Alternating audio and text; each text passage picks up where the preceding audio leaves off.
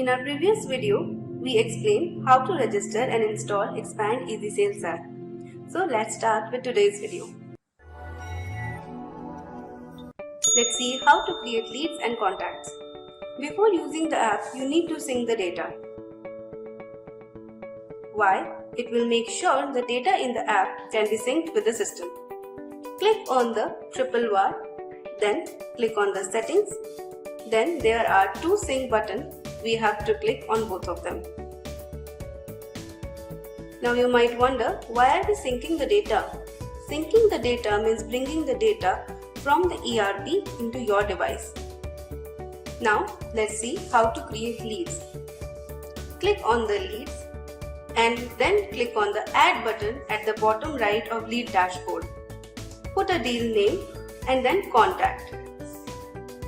Now, if contact is pre-existing into your system, it will be available for selection. If not, we will also show you how to create contacts in the application itself. Now, after selecting the contact, click on the source drop-down and select the source.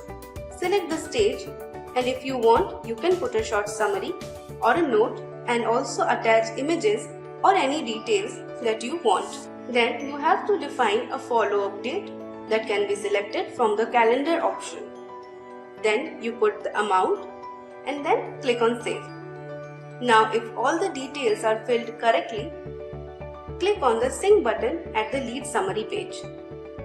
Now let's see how to create contact in the system in the application itself. Click on the contacts. Then click on the add button at the contact summary page. Then quick contact, that is our contact creation page, opens. Enter your company name, then your contact person name, then the designation and also the assign to section. Now what is assign to section?